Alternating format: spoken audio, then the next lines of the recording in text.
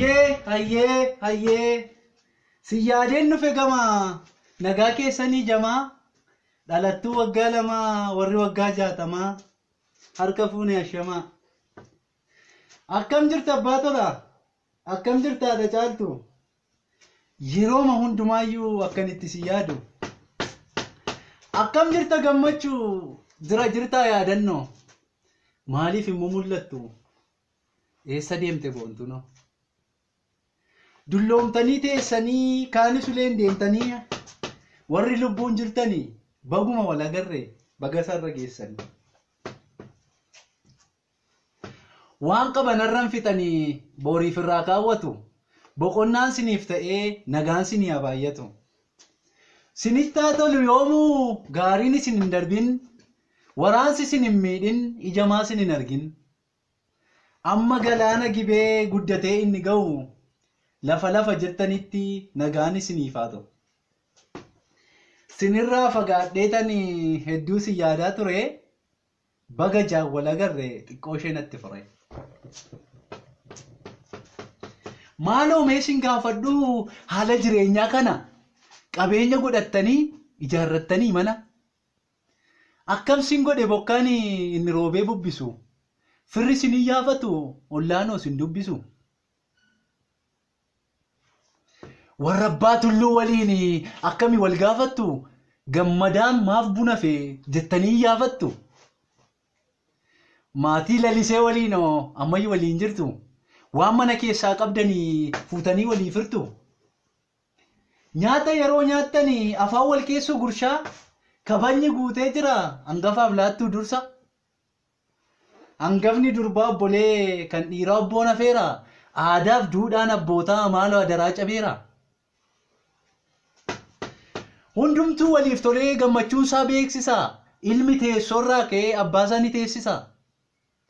ollaan hundinuu yaa'ee buna walii ni dhaqa wal sabuun tasan jiru hunduun dubbata haqa namoota dhukkubsatan ilaaluuf itti gortu dabaree wal furuudhaaf daboos waliif ni dhaqtu hundinuu wal utubee waliif ni ta'a ilkoo jiruun keessan bareedee godhatee jiraas immoo moo akkuma gama keenya hunduu toora gadhiisee teknooloojii jedhee waan abbaasaa lakkise akkuma naannoo keenya jiruun buraaburreedha durbii wandaboo dhiiftee kan uffattu surreedha hundinuu wal sossobee ajjeesee wal fixeera aadaa warra faranjii naannoo keessa lixeera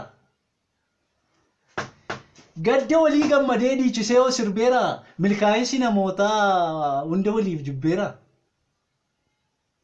mana tonqolaa deemu ollaan walitti toshu nyaatanii irraa hafee beelaa gabuushu utuu tokko rokkatee barandaa ciisuu qullaa kaan immoo mana keessaa uffatee rafee bula gammachuu wal dhowwatee hunduu walitti aara qulqulluu kutaa walii tarii dhoqqeedhaan faala icciitii walii baasee fuudhee hormattu deessa qoraan fuudheetti goolee maqaa walii bobeessa onnee dhugaa wal yaadee waliin barbaaduu firri guddina waliis qabee walitti ta'ee cirri hangafaa fi quxisuun qocolloon lola kaasu morma walii qabanii mana keessaa wal baasu dhaloonni ofittoo ta'ee wal saamaa jira maasii hin guddatiin kaan dubbatiin kaa jedhee daa'ima baaraa jaarsi elaamme guddaas ta'e kan jaare gabaabaas ta'e dheeraa gaariis haa ta'u hamaa inni darbe darbeera namni toora gadhiisee maaliif karaarraa maqee sirreessaa rakkoo jiru deebisaa aadaa bade kan nuffe ka'ee rafu iddoo taa'utti mugaa shiroof keessaa balleessaa qabaadhaa garaa dhugaa jiruun sinitti haa tolu qabeenya guddaa argadha jaalalli keessan wal wajjirraan jiraadha tokkummaa keessan cimsuu fi tumsaati wal jabeessa aadaa keessan jabeessuu fi ta'inaa dabeessa garaa waliif laafaati adaraa wal gargaara nama balaa mudate dafaa keessaa baraara yaada hamaa kan qabu namoota miti diina. Garaamaan wal jaalladhaa mana waliin hafiina. Kanumaan sinitti muufi kanan dhufe fagoorraa. Silaa hojii biraa hojjechuuf baaseen ture karoora. Dhiifama waliif godhaa achi garas dhaqaati. Lafti waan natti dhufu deebeen gala nagaatti. Garaa qulqulluun qaba baay'ee tokkoon sun jaalla. Tokkummaa cimsaa malee hin hojjetiin afaallaa. Chaa'oo deebi'een gala gara mana kiyyaatti